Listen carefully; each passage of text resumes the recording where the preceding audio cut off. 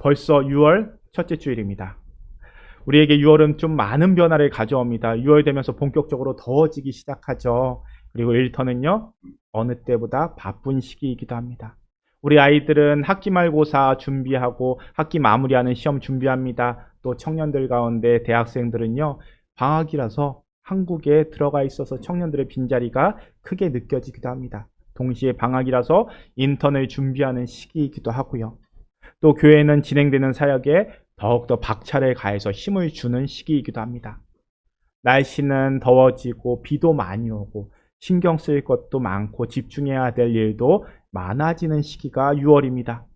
그리고 우리는요, 교회는 삼위일체 주일을 지내고 일반절기로 나아갑니다. 일반절기가 뭘까요? 우리가 그동안 예수님의 사역을 집중해서 묵상했습니다. 예수님께서 태어나신 성탄절부터요, 공생의 사역, 그리고 십자가 지신 일, 부활하신 일, 그리고 성령님 보내주신 일, 이렇게 우리는요, 예수님의 사역을 따라서 하나하나 집중하고 묵상했습니다. 일반절기는요, 그동안 우리가 마주하고 담아놨던 예수님의 모습 다시 꺼내보고 내 것으로 만드는 시간입니다. 우리가 수업 시간에 배웠으면요, 집에 가서 복습도 하고 또 실습도 하면서 내 것으로 만들고 내 실력 키워야 되겠죠. 마찬가지입니다. 예수님의 삶을 보고 배웠으면요, 그 예수님의 삶을 내 것으로 만들고요, 나의 영적 성장이 이루어져야 합니다. 그래서 일반절기를 상징하는 색깔 녹색입니다. 나무에서 새순이 돋아나듯이, 그리고 새잎이 돋아나고 그 잎들이 점점 더 짙어지고 성장하듯이 우리의 신앙이 더욱 짙어지고 더욱 성장하는 시기가 바로 일반절기, 이 시간입니다. 일반절기는요, 신앙이 성장하는 시간입니다. 목사님, 그러면은 우리의 신앙을 성장시키기 위해서요, 교회가 좀 다양한 프로그램 개발해서 성도들에게 필요한 것도 좀 특별히 교육을 시켜주던지요, 아니면은 좋은 강사님, 은혜 많은 강사님 모셔서 부흥회 같이 깊은 기도할 수 있는 특별한 시간이 필요하지 않겠습니까? 중요합니다. 하지만 하나님께서 보실 때 그것이 영성을 회복시키고 성장시키는 핵심은 아닐 겁니다.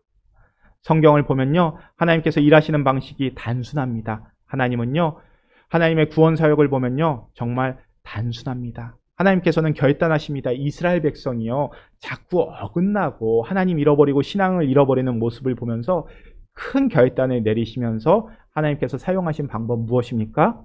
하나님이 사람에게 나와서 같이 먹고 같이 자고 같이 대화하는 방법이었습니다. 예수님을 우리에게 보내주셨다는 것이 그런 의미입니다. 그러니까 의외로 우리가 신앙을 성장시키는 것은 단순합니다. 말씀과 함께 먹고, 말씀과 함께 자고, 말씀과 함께 대화하는 것입니다. 그 모습을 예수님을 통해서 보여주셨습니다. 그러니까 이 시대를 살아가는 우리가 내 삶의 문제를 해결하고 영성을 성장시키고 교회를 회복시키는 것은요, 예수님께로 돌아가는 것입니다. 다시 말해서 예수님께 집중해서 예수님의 말씀을 듣는 것이 삶을 회복시키고 신앙을 성장시키는 가장 빠른 길입니다. 2000년 전에 이 땅에 오셨던 예수님의 삶, 예수님의 메시지, 예수님 존재 자체로 돌아가서 예수님께 귀를 기울이고 깊이 새겨 듣는 것으로부터 하나님께서 교회를 시작하셨습니다. 그래서 예수님께로 돌아가서 예수님의 말씀과 삶을 영적으로 마주하는 사람에게는요, 회심과 변화가 일어나게 됩니다. 그 사람들이 성령의 불덩어리가 되어서 교회를 정화시키고 또 능력으로 세상을 변화시키는 능력 위에 서게 됩니다. 세상에서 잠시 떠나서 예수님을 깊이 붙잡는 것으로 교회의 생명을 이어갈 수 있습니다. 또 그렇게 이어갔습니다. 그런 일들이 교회 역사 안에서 계속해서 반복이 되었습니다. 그리고 성경은 그런 모습을 산에 올라간다라고 표현했습니다. 초대교회의 모습은요, 우리가 2주 전에 살펴보았던 것처럼 성령 강림 사건으로부터 시작이 됩니다. 성령의 능력을 경험한 제자들은요, 예수님의 말씀을 전하기 시작합니다. 박해를 피해서 자신의 처지를 돌보거나 한탄하는 것이 아니라 말씀의 능력으로 말씀대로 살아가며 말씀을 전하는 데 힘씁니다. 가서 제자 삼으라는 모습이 교회의 모습이었습니다. 그런데 그런 교회가 처음 교만의 모습을 드러낸 것 언젠지 아십니까? 교회가 건물을 가지면서 시작됩니다.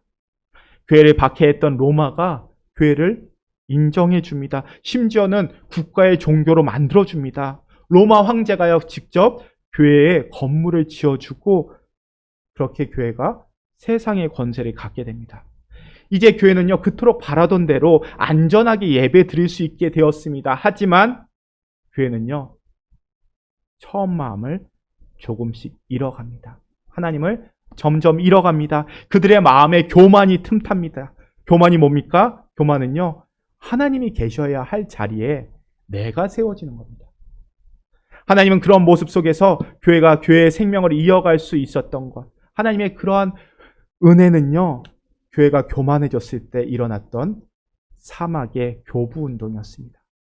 4세기 교회가 하나님을 점점 잃어버리자 안 되겠다. 우리가 말씀과 멀어지게 만드는 세상의 것들과 떨어져서 우리는 말씀에만 집중하겠습니다. 결단하며 사막으로 들어간 사람들이 있었습니다.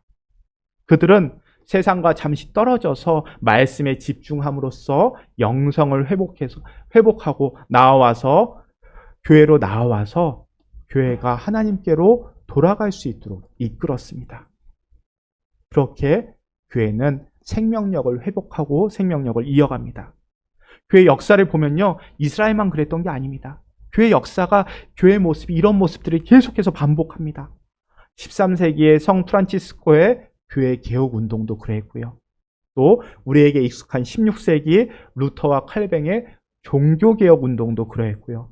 18세기 존 웨슬리를 중심으로 일어났던 대부흥 운동. 이렇게 교회 위기의 순간마다 산에 올라가서 하나님의 말씀을 마주하고 그 모습을 통해서 교회는 잃어가는 교회의 생명력을 회복할 수 있었습니다. 세상으로부터 잠시 떠나서 말씀 그 자체에 집중하는 모습. 어떤 특별한 것이 없는 단순한 모습입니다. 여러분, 말씀에 집중하십시오. 말씀이신 예수님께로 집중하십시오. 라고 말씀을 드리면요. 아마 여러분들은요, 병원에서 의사 선생님이 항상 하시는 이야기, 식사 조절 잘 하시고요, 운동 열심히 하세요 라는 이야기처럼 흘러가는 이야기로 들릴 겁니다.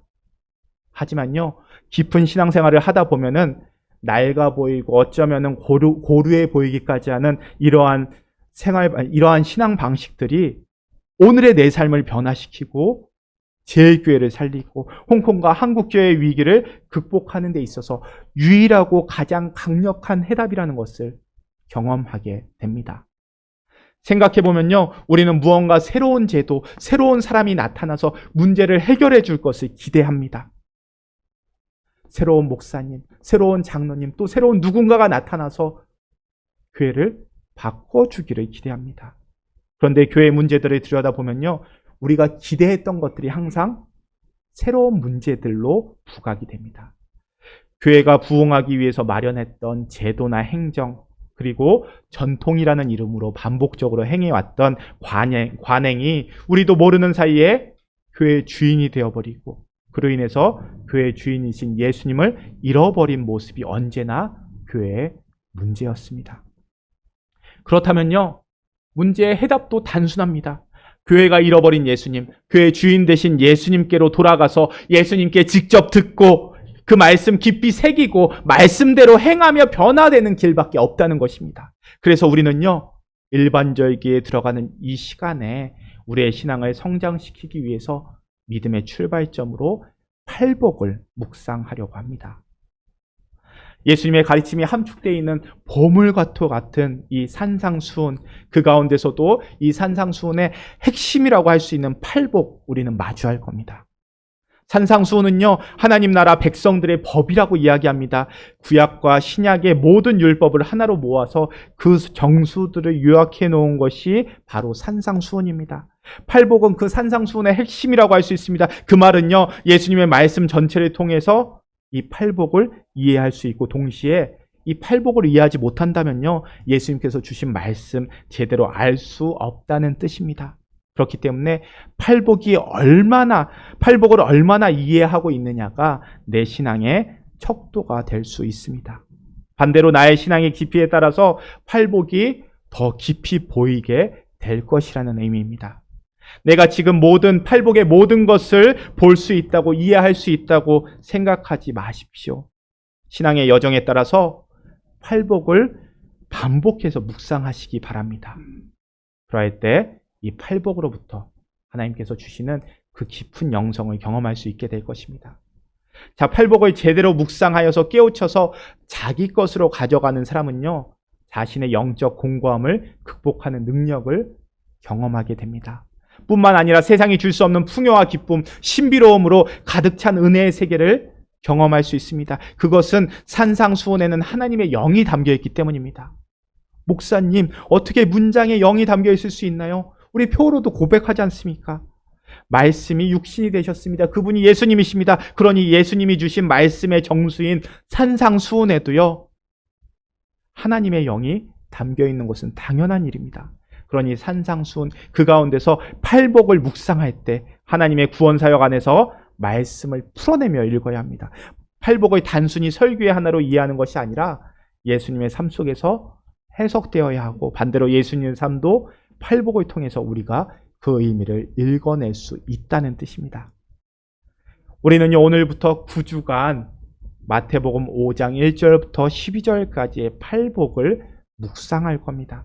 팔복은 철저하게 하나님 나라의 신앙의 태도, 그러니까 교회의 모습을 담고 있습니다. 우리가 팔복을 통해서 신앙의 모습을 돌아보고 행하게 되면 자연스럽게 이어지는 13절부터 16절까지에 나오는 세상의 빛과 소금의 존재로 드러나게 됩니다.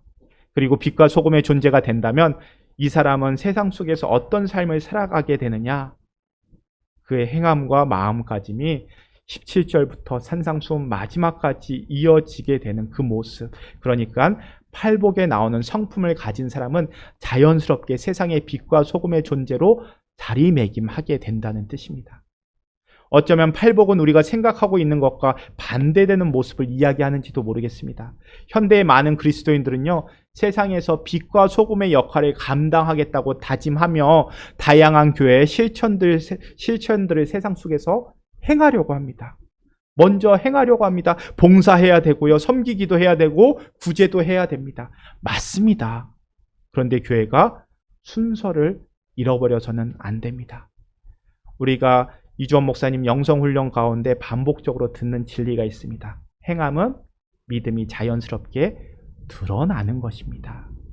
행함 중요합니다. 그런데 행함은요, 믿음으로부터 출발합니다. 이 출발이 중요합니다. 그래서 우리는요, 팔복으로 그 출발점 믿음을 다지려고 합니다. 목사님, 그래도 불안합니다. 제 교회가 이전에는 선교하는 교회였고 청킹맨션에서 누구보다 구제했고 진정으로 열심히 구제하는 교회였는데 저희 너무 멈춰선 거 아닐까요? 목사님께서 올해부터 한 걸음씩 나아가겠다고 말씀하시는데 한 걸음 한 걸음 너무 늦은 거 아닐까요? 건너편 저 교회가 청킹맨션에서 구제활동 한다고 합니다. 맞은편 저 교회는요, 이렇게 노방전도도 한다고 합니다. 원래 저희가 하던 사역인데 왜 저희가 뒤처진 걸까요? 우리가 빨리 서둘러서 회복해야 되는 거 아닙니까? 그런 조급한 마음이 드신다면 우리는 더욱더 산에 올라가야 합니다. 세상에 무엇인가 소금과 빛의 역할을 감당하겠다고 하면서 서둘러 행동이나 실천에 매달리는 조급함은요, 교회를 살리지도 못하고 강하게 만들지도 못합니다. 결국은 세상의 선한 영향력을 행하지 못한다는 뜻입니다. 그렇다면 먼저 무엇이 필요합니까? 산상수훈의 소금과 빛의 역할을 감당하기 위해서 우리의 믿음이 먼저 형성돼야 합니다. 믿음이 형성되고 바른 태도가 만들어지게 된다면 거기서 만들어지는 존재가 빛을 발하며 자연스럽게 소금과 빛의 역할을 감당하게 되고 그 존재는 거룩하며 구별된 삶을 살게 됩니다. 그래서 일반절기에는 우리가 예수님의 가르침의 정수인 팔복을 통해서 제일교회 신앙 기초를 다지고자 합니다. 자, 오늘 말씀, 신약의 말씀 마태복음 5장 1절 2절 말씀을 함께 묵상하며 읽겠습니다. 예수께서 무리를 보시고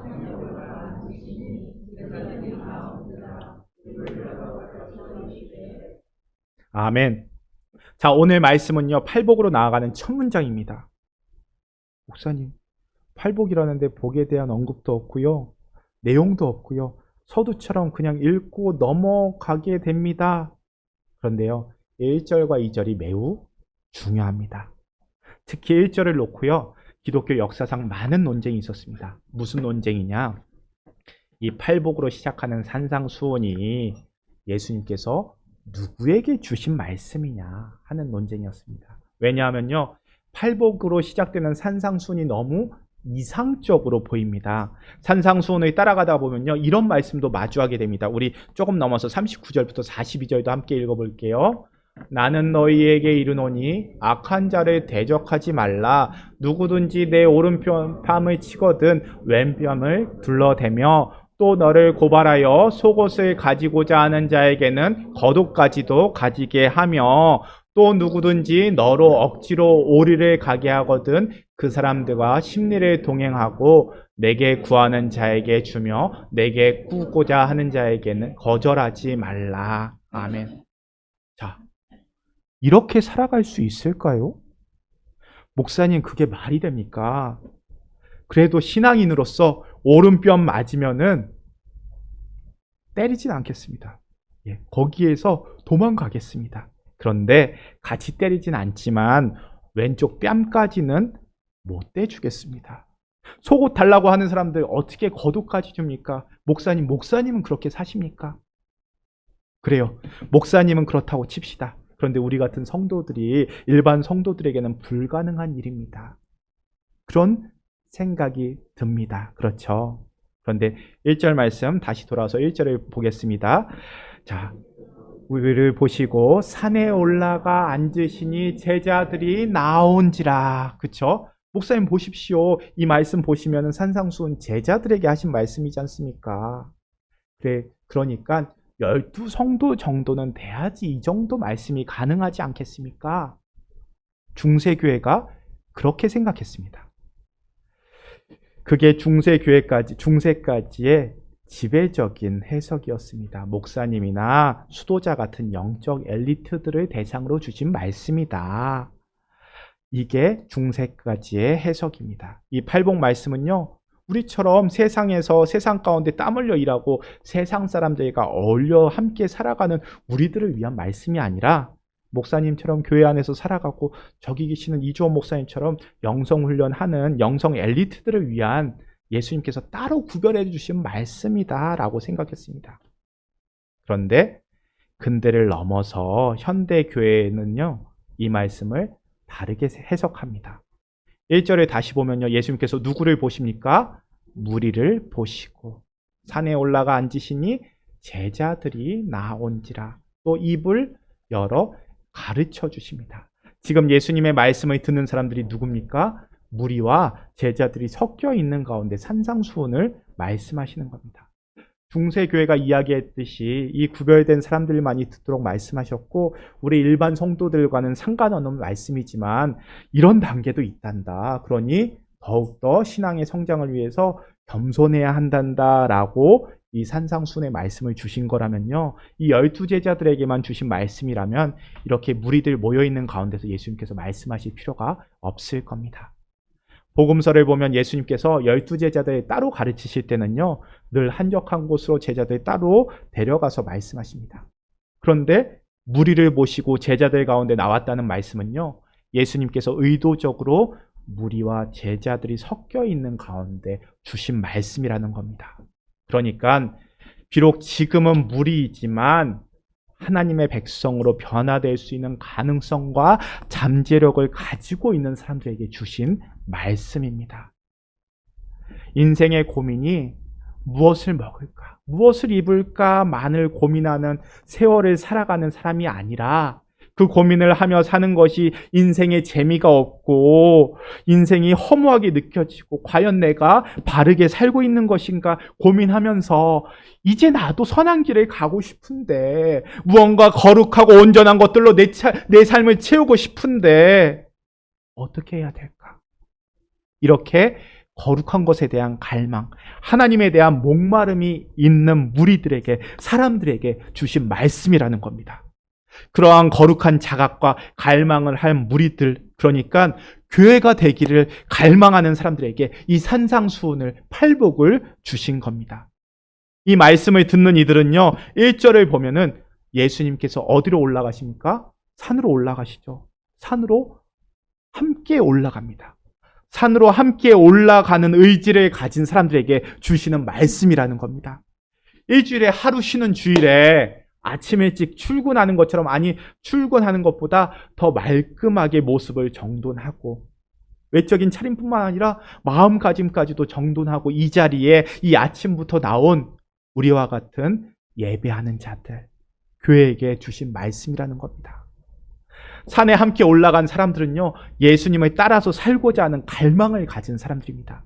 좀 더 하나님께 영광 돌리면서 내 인생 살아가고 싶다. 지금의 삶보다 더 내가 바라보지 못하는 것들, 세상이 주는 기쁨이 아니라 더 아름답고 온전한 무언가가 있을 것 같은데, 그러한 삶을 기대하는, 그렇게 변화되기를 갈망하는 사람들을 예수님께서 산으로 인도하시고 그 사람들이 지금 예수님 앞자리에 있는 겁니다.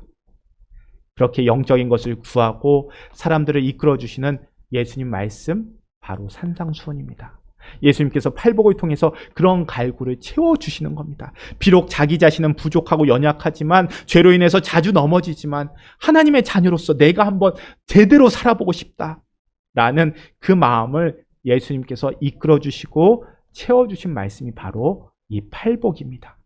그렇기 때문에 이 팔복의 말씀에 영혼의 귀를 기울이고 마음을 집중해서 듣는 사람은요, 반드시 영혼의 울림이 일어나게 되어 있습니다. 마음에 성령님께서 주시는 파장이 일어날 겁니다. 지금까지 내가 교회 다닌다고 하지만 부족한 부분들을 자연스럽게 교정할 수 있는, 변화될 수 있는 자극이 일어나고 그 삶이 예수님처럼 변화될 것입니다. 저와 여러분들이 그런 경험을 할 수 있기를 바랍니다. 자, 그런데 우리는요, 팔복의 말씀을요, 다음 주부터 묵상할 겁니다. 목사님 이제까지 얘기 잘 해놓으셔놓고 그렇게 능력 있는 말씀, 힘 있는 말씀이라면 당장 읽고 묵상해야죠. 아니요. 한 주간 우리는 산에 올라가서요, 예수님을 마주할 준비할 겁니다. 깊은 진리의 말씀을 마주하기 전에 우리도 준비가 필요합니다. 오늘 우리가 묵상한 구약 말씀도 함께 읽도록 하겠습니다.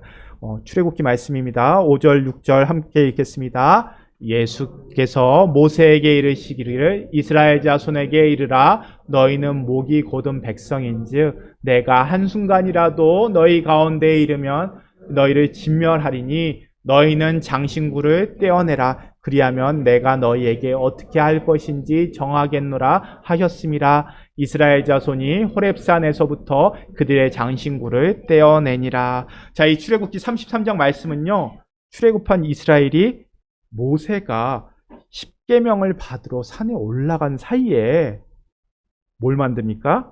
밑에서 금송아지상 만들고 그렇게 우상 만든 이후에 주신 말씀입니다. 자, 준비되지 못한 이스라엘 백성은요, 모세가 시내산에 올라가서 하나님과 독대하고 십계명과 율법 받는 그 40일이라는 시간을 견뎌내지 못합니다. 모세가 눈에 보이지 않는다는 불안감, 또 그 불안감에 이스라엘 백성들이 아론을 압박해서요, 우리를 인도하여 내 신을 만들라고 강요합니다. 그리고 백성들은요, 귀에 있던 귀고리 모으고 그것들로 금송아지 만들었습니다. 눈에 보이지 않는 하나님, 기다려야 하는 하나님, 내 마음대로 내 뜻대로 조정할 수 없는 하나님을 견디지 못한 겁니다. 그래서요, 하나님의 자리를 내 눈에 보이고 내 손에 닿으며 나의 욕망을 투영할 수 있는 내 손 안의 신을 만듭니다. 이러한 모습에 하나님께서 진노하십니다. 하나님은요, 이 이스라엘 백성 진멸하시겠다고 말씀하십니다. 하지만 모세의 필사적인 중보 기도로 말미암아 겨우 진멸의 위기를 면한 상태입니다. 그런 엄중한 상황 속에서 하나님은요, 이스라엘 백성에게 단호하게 요구하십니다. 무엇을 요구하십니까? 너희는 장신구를 떼어내라 말씀하십니다. 이 사람들에게 장신구 무엇을 의미할까요? 애굽 땅을 나올 때 애굽 사람들에게서 가지고 나온 것들입니다. 금으로 된 장신구는요, 우리 홍콩 사니까 더 잘 알죠. 어디에서나 돈 역할을 합니다. 그래서요, 그들에게 장신구는요, 내가 어느 곳에 떨어져 있어도 어느 나라에 가도 한동안은 살아갈 수 있는 세상적 의지입니다. 동시에 우상 숭배인 금송아지를 만들었던 재료이기도 합니다. 영적인 의미에서 이 장신구는요, 나를 치장하고 있는 옛 자아의 잔재들, 보이지 않는 하나님 대신해서 나를 지켜줄 수 있는 보이는 것, 내 손으로 움켜쥐고 있는 세상적인 가치입니다. 그런 이스라엘 백성에게 하나님께서 말씀하시는 겁니다. 그 장신구 덕지덕지 달고서는, 그리고 그 교만하고 뻣뻣한 목 가지고는 나와 깊은 교제할 수 없다. 그것을 너희는 장신구를 떼어내라 말씀하시는 겁니다. 우리가 팔복을 통해서 하나님의 음성을 듣기 원한다면, 주님의 은혜를 깊이 경험하기 원한다면, 가장 먼저 내 귀와 내 마음을 무겁게 짓누르고 있는 세상의 장신구를 떼어내는 회개와 결단이 먼저 돼야 합니다. 내가 의지하고 있는 것들, 나의 자랑거리들을 십자가 앞에 다 내려놓고 영적인 비워냄의 상태, 즉 온전한 가난한 상태에 서지 않고는 결코 은혜의 보좌로 나아갈 수 없습니다. 모세가 시내산에 올라간 그 시간도 견디지 못해서 우상을 만든 이스라엘의 어리석음을 우리가 다시금 범할지도 모릅니다. 자, 이렇게 장신구를 떼어낸 백성들을 두고 모세가 다음에 취한 행동을 우리는 주목해야 됩니다. 우리 이어지는 7절도 함께 읽겠습니다. 모세가 항상 장막을 취하여 진 밖에 쳐서 진과 멀리 떠나게 하고 회막이라 이름하니, 여호와를 앙모하는 자는 다 진 바깥 회막으로 나아가며. 자, 여기서 진은요, 이스라엘이 머물며 생활하던 텐트입니다. 이 진은요, 세상 속에서 살아가는 삶의 터전입니다. 아이들이 울고 웃는 소리, 또 뛰노는 소리, 또 양떼와 소떼가 우는 소리, 또 이웃과 다투는 소리도 들리고요. 밥 짓는 냄새와 일상의 분주함이 가득한 곳이 바로 이 진입니다. 더 중요한 사실은요, 이 진 안에서 바로 그 끔찍한 금송아지 우상 사건도 일어났습니다. 진은요, 우리 일상의 공간이며 세속적인 가치가 소용돌이치는 세상의 축소판입니다. 그런데 모세는요, 자신이 머물던 장막을 거두어서 그 소란한 진 한가운데에 두지 않습니다.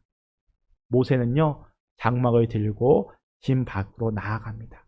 그것도 조금 나아간 것이 아니라 진과 멀리 떨어지게 하였습니다. 진의 소란스러움이 전혀 들리지 않고 내가 온전히 집중할 수 있는 그 고요한 장막을 치고 그곳을 회막이라고 부르면서 구별하였습니다. 왜 모세가 이런 수고를 감수해야 했을까요? 그 자리에서 그냥 기도하면 안 됩니까? 아니요. 지난해 소란함 속에서는 하나님의 세미한 음성의 주파수를 맞출 수가 없습니다.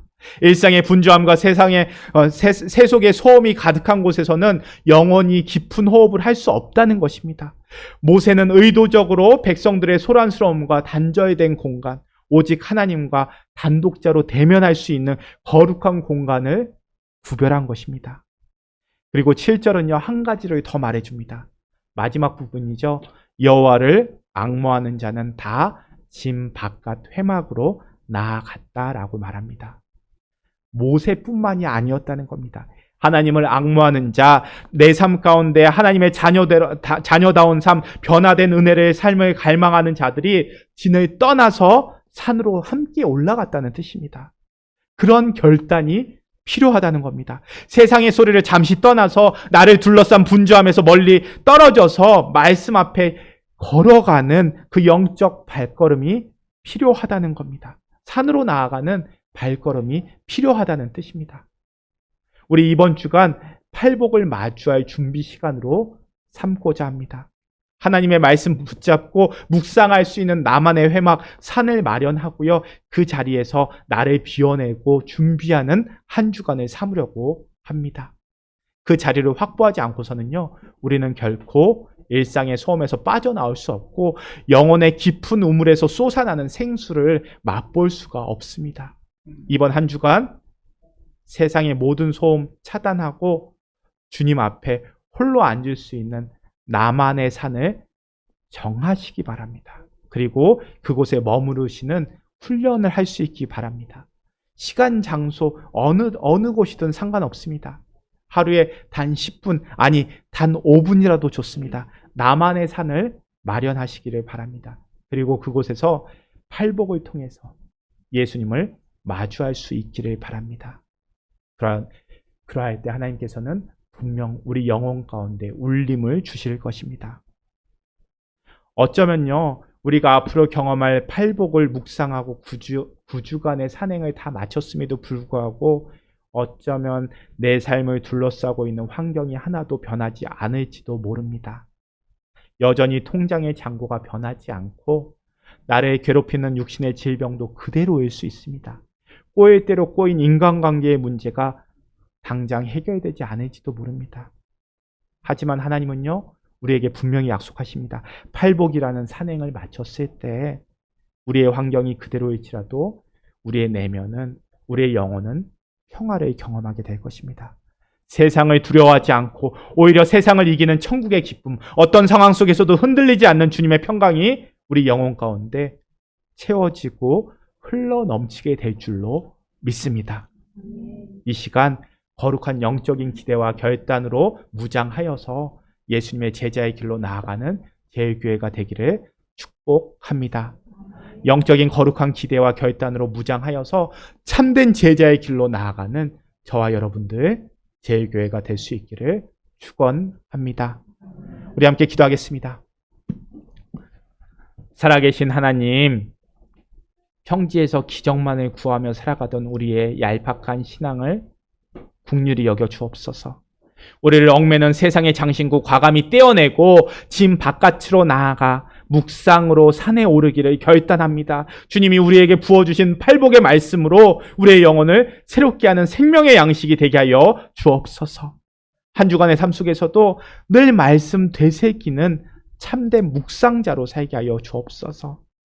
말씀이 되어서 우리를 채우시고 우리를 인도하시는 예수님의 이름으로 기도합니다. 아멘.